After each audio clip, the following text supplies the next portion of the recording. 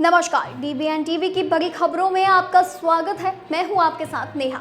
आज हम इस बुलेटिन में बात करेंगे तेलंगाना में पेड़ कटाई को लेकर हो रहे घमासान पर, देखेंगे मोहम्मद यूनुस और पीएम मोदी की कैसी रही मुलाकात, बात करेंगे पंजाब में डेरा जमाए केजरीवाल की आगे की रणनीति पर, जानेंगे आखिर किस मामले में राहुल गांधी को हाई कोर्ट से मिला झटका, देखेंगे वक्फ बिल के समर्थन का साइड इफेक्ट और बुलेटिन के आखिर में टीचर्स भर्ती घोटाले पर भी करेंगे चर्चा।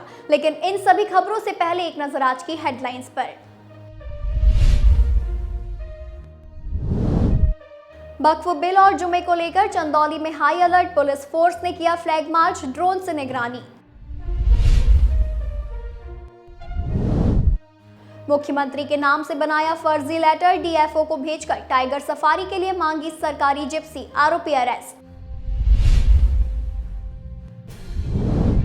फाइटर जेट हादसे में शहीद हुए पायलट सिद्धार्थ यादव का पार्थिव शरीर रेवाड़ी पहुंचा, श्रद्धांजलि देने उमड़ा जनसैलाब।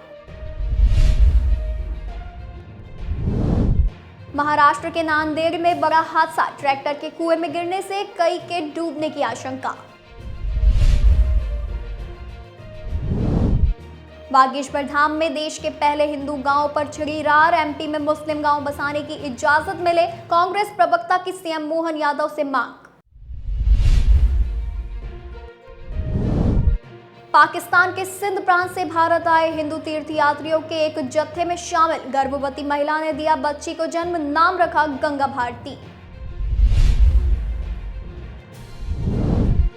बंगाल में अंजनी पुत्र सेना और बीएचपी को शर्तों के साथ मिली रामनवमी रैली की इजाजत। जबलपुर में धर्मगुरु के साथ मारपीट से रास्तों पर उतरा ईसाई समुदाय, एफआईआर ना होने पर रामनवमी के बाद विरोध प्रदर्शन की दी चेतावनी।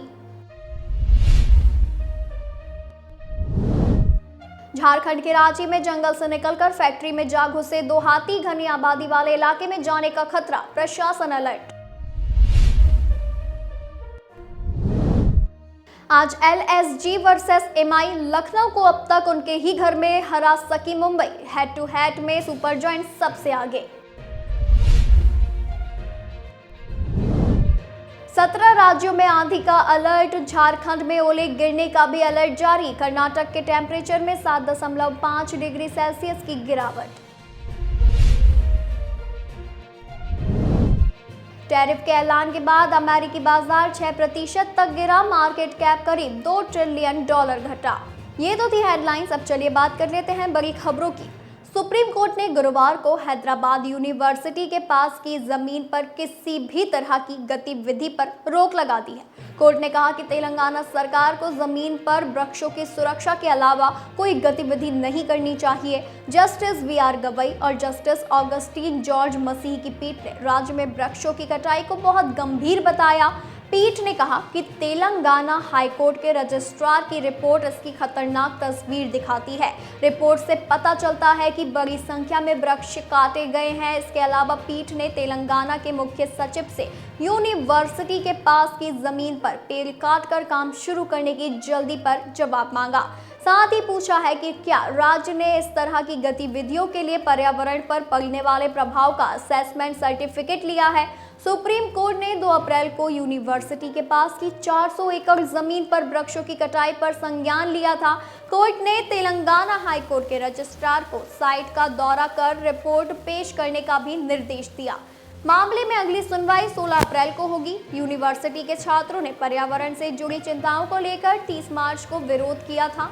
जमीन साफ करने के लिए पुलिस की मौजूदगी में दर्जनों बुलडोजर लाए गए थे। इस दौरान छात्रों और पुलिस के बीच तीखी झड़पें हुई थी।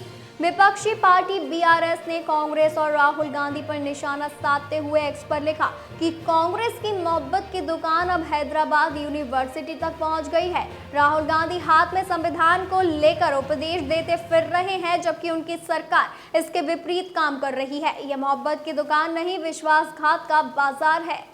थाईलैंड में आयोजित बिम्स्टेक शिखर सम्मेलन में हिस्सा लेने पहुंचे प्रधानमंत्री नरेंद्र मोदी ने बंगाल की अंतरिम सरकार के प्रमुख मोहम्मद यूनुस से मुलाकात की है। पिछले साल शेख हसीना सरकार के पतन और उनके भारत में शरण लेने के बाद से दोनों देशों के रिश्ते में काफी तल्खी देखी जा रही है। तनावपूर्ण रिश्तों के बीच दोनों राष्ट्र प्रमुखों की द्विपक्षीय मुलाकात बेहद अहम मानी जा रही है। दोनों नेताओं ने मुलाकात के दौरान बेहद ही गर्मजोशी से एक दूसरे से हाथ मिलाया और कई मुद्दों पर बातचीत की। पीएम मोदी और मोहम्मद यूनुस की मुलाकात को बांग्लादेश की मीडिया ने प्राथमिकता के साथ कवर किया है। दोनों नेताओं की मुलाकात वहां की न्यूज वेबसाइटों की मुख्य खबर बनी हुई है। बांग्लादेश की प्रमुख अखबार ने दोनों नेताओं की मुलाकात की खबर में लिखा है कि शुक्रवार को पीएम मोदी और मुख्य सलाहकार यूनुस ने छठे बिम्स्टेक शिखर सम्मेलन के दौरान थाईलैंड के बैंकॉक में द्विपक्षीय मुलाकात की। एक और बांग्लादेशी अखबार ने यूनुस के प्रेस सचिव शफीकुल आलम के हवाले से अपनी खबर में लिखा कि मुख्य सलाहकार ने परस्पर लाभ के सभी मुद्दों जैसे कि गंगा जल संधि को रिन्यू करना, तीस्ता जल बंटवारा और सीमा पर हो रही हत्याओं पर भी चर्चा की है। मैं कहूंगा कि मुलाकात बहुत ही रचनात्मक और इसके अलावा सफल रही है। बांग्लादेशी अखबार ने आगे लिखा है कि प्रोफेसर यूनुस के सत्ता संभालने के बाद दोनों नेताओं की ये पहली मुलाकात है। बता दें कि उन्होंने लिखा कि दोनों नेताओं की मुलाकात यूनुस की बहुचर्चित चीन यात्रा के तुरंत बाद हो रही है, जिस पर भारतीय मीडिया भी करीबी नजर रखे हुए है। अखबार ने विदेश मंत्री एस जयशंकर और बांग्लादेश के विदेशी सलाहकार तौहीद हुसैन की पूर्व में हुई 2 मुलाकातों का जिक्र करते हुए लिखा कि इन मुलाकातों के बावजूद द्विपक्षीय रिश्ते तनावपूर्ण बने हुए हैं। दोनों नेताओं की पहली मुलाकात पिछले साल सितंबर में न्यूयॉर्क में हुई थी। दूसरी बार दोनों फरवरी में ओमान में मिले थे। किसी भी राजनीति दल में नेता की ताकत उसके दबदबे से तय होती है। ऐसी सूरत में संवैधानिक पद पर बैठा हुआ नेता की हैसियत भी ताकतवर नेता के सामने कम हो जाती है और यही वजह रही कि कांग्रेस में सोनिया गांधी के दबदबे के चलते मनमोहन सिंह को एक्सीडेंटल पीएम तक करार दिया गया था। हाल फिलहाल ऐसी ही तस्वीर पंजाब में भी देखने को मिल रही है, जहां विपक्षना साधना के बाद अरविंद केजरीवाल पूरे दमखम से डटे हुए नजर आ रहे हैं। अरविंद केजरीवाल के पंजाब में हद से ज्यादा सक्रिय होने की वजह से मुख्यमंत्री भगवंत मान की भूमिका काफी सीमित लगने लगी है, क्योंकि अरविंद केजरीवाल एक बार फिर पंजाब के सुपर सीएम के तौर पर व्यवहार करने लगे हैं। भगवंत मान के लिए राहत की बात बस इतनी है कि अरविंद केजरीवाल ने बोल दिया है कि आम आदमी पार्टी की सरकार में मुख्यमंत्री तो वही रहेंगे अपने कार्यकाल तक भी और अगला चुनाव जीतने के बाद भी। पंजाब में विधानसभा के चुनाव साल 2027 में होने हैं। पंजाब में आम आदमी पार्टी की सरकार बनने के बाद अरविंद केजरीवाल ने पंजाब के सीनियर अफसरों की मीटिंग बुलाई थी, जिस पर उनके विरोधियों ने घेर लिया था। तब पंजाब के विपक्षी नेताओं ने अरविंद केजरीवाल पर दिल्ली से रिमोट कंट्रोल के जरिए पंजाब चलाने का आरोप लगाया था और अरविंद केजरीवाल को पंजाब का सुपर सीएम तक कहा जाने लगा था। उन दिनों वो दिल्ली के मुख्यमंत्री हुआ करते थे, लेकिन सारा कामकाज डिप्टी सीएम मनीष सिसोदिया के जिम्मे हुआ करता था।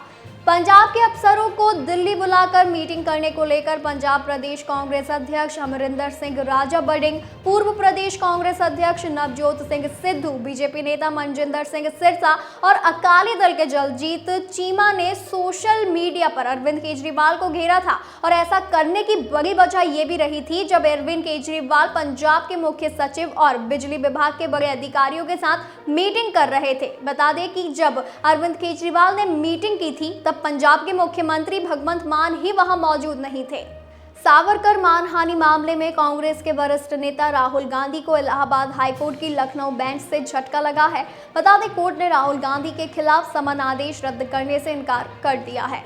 हाईकोर्ट की लखनऊ बेंच ने अदालत में लंबित सावरकर मानहानि मामले में राहुल गांधी को राहत देने से इनकार कर दिया है। राहुल गांधी ने याचिका में सत्र न्यायालय के उस आदेश को भी चुनौती दी थी, जिसमें शिकायतकर्ता नृपेंद्र पांडे द्वारा जून 2023 में उनकी शिकायत खारिज किए जाने के खिलाफ दायर पुनरीक्षण याचिका को अनुमति दी थी।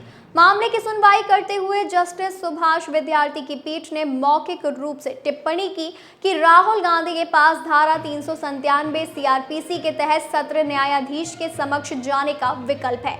इसे देखते हुए अदालत ने उनकी याचिका रद्द कर दी। राहुल गांधी ने भारत जोड़ो यात्रा के दौरान अकोला में एक रैली में वीर सावरकर पर निशाना साधते हुए विवादित बयान दिया था। उनके इस बयान के बाद देश भर में कई जगहों उनके खिलाफ मामले दर्ज कराए गए थे। लखनऊ में वकील नृपेंद्र पांडे ने भी इस बयान के खिलाफ याचिका दायर की थी, जिसमें आरोप लगाया गया था कि राहुल गांधी ने जानबूझकर सावरकर की और आलोचना करते हुए उनका ये बयान स्वतंत्रता सेनानियों का अपमान बताया था। वक्फ संशोधन बिल लोकसभा के बाद राज्यसभा से भी पास हो गया है। वक्फ बिल को कानून शक्ल अख्तियार करने में बस अब एक कदम की दूरी है। वक्फ बिल को संसद की मंजूरी मिल गई है और अब राष्ट्रपति की मंजूरी मिलते ही ये कानून बन जाएगा। मुस्लिम समाज से जुड़ा होने के चलते वक्फ संशोधन बिल को संसद से पास कराना बीजेपी को आसान नहीं था, लेकिन मोदी सरकार ने अपने गठबंधन के सहयोगी दलों के सहारे सारी अड़चनों को पार करते हुए बहुमत के साथ बिल को पास कराने में कामयाबी हासिल कर ली। मोदी सरकार के लिए वक्फ बिल को पास कराने में नीतीश कुमार की जेडीयू से लेकर चंद्रबाबू नायडू की टीडीपी, जयंत चौधरी की आरएलडी, चिराग पासवान की एलजेपी और जीतन राम मांझी की हम पार्टी का अहम रोल रहा था। लोकसभा और राज्यसभा में वक्फ बिल के वोटिंग पैटर्न को देखें तो साफ है कि अगर बीजेपी को अपने सहयोगियों का साथ ना मिला होता तो बिल को पास कराना आसान नहीं था। वक्फ बिल के समर्थन करने का पॉलिटिकल साइड इफेक्ट भी सामने आने लगा है। जेडीयू से लेकर आरएलडी से मुस्लिम समीकरण गड़बड़ाता नजर आ रहा है। वक्फ संशोधन बिल पर समर्थन करने के चलते मुस्लिम सियासत गरमाई हुई है। जेडीयू के नेताओं ने बगावत का झंडा उठा लिया है। जेडीयू के अल्पसंख्यक प्रकोष्ठ के प्रदेश सचिव मोहम्मद शाहनवाज मलिक, प्रदेश महासचिव मोहम्मद तबरेज सिद्दीकी अलीग, दिलशान रायन और मोहम्मद कासिम अंसारी ने वक्फ बिल पर जेडीयू के समर्थन करने के चलते पार्टी छोड़ दी है। इन नेताओं ने कहा कि जेडीयू ने लाखों मुसलमानों का भरोसा तोड़ दिया है। यही नहीं, जेडीयू के पूर्व एमएलसी और नीतीश कुमार के करीबी माने जाने वाले मौलाना गुलाम रसूल बलियावी ने वक्फ बिल पर जेडीयू के समर्थन करने पर अपनी नाराजगी जाहिर की है। मौलाना गुलाम रसूल बलियावी ने कहा कि अब कम्युनल और सेक्युलर में कोई फर्क नहीं रह गया।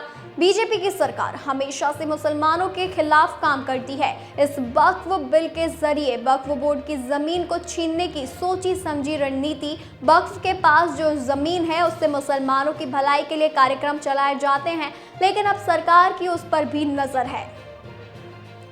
पश्चिम बंगाल में शिक्षक भर्ती घोटाले पर सुप्रीम कोर्ट के फैसले के बाद बीजेपी ममता बनर्जी पर हमलावर है। बीजेपी नेता न सिर्फ पश्चिम बंगाल की मुख्यमंत्री ममता बनर्जी का इस्तीफा मांग रही है, बल्कि उनके जेल जाने की भविष्यवाणी भी कर रही है। शुक्रवार को बीजेपी नेता संबित पात्रा और सुकांत मजूमदार ने हेडक्वार्टर में प्रेस कॉन्फ्रेंस कर ममता बनर्जी पर जमकर हमला बोला। संबित पात्रा ने कहा कि आज का प्रेस कॉन्फ्रेंस बहुत गंभीर मुद्दे पर है। बंगाल में क्या हो रहा है आप सब वाकिफ हैं। बंगाल का भ्रष्टाचार और दीदी की दादागिरी सबको पता है। दीदी ने ऑक्सफोर्ड जाकर कहा कि वो टाइगर है, लेकिन टाइगर ऐसा नहीं करता, अपनों का ही भक्षण नहीं करती है। बता दें कि 3 अप्रैल को सुप्रीम कोर्ट ने फैसला सुनाया था कि शिक्षकों की भर्ती में एक स्कैम किया गया है। इसके लिए 24 लाख लोगों ने आवेदन किया था। इसे ब्राइट फॉर जॉब और स्कूल भर्ती घोटाले के नाम से जाना गया। 22 अप्रैल 2024 में कलकत्ता हाईकोर्ट ने फैसला दिया कि भर्ती में घोटाला हुआ। OMR शीट को डिस्ट्रॉय कर दिया गया ताकि कौन कहां है पता ही नहीं चले। पैसा लेकर टॉपर बनाया गया। कोर्ट ने सीबीआई जांच की बात कही। सीबीआई का विरोध किया गया और कहा गया कि सीबीआई को घुसने नहीं देंगे।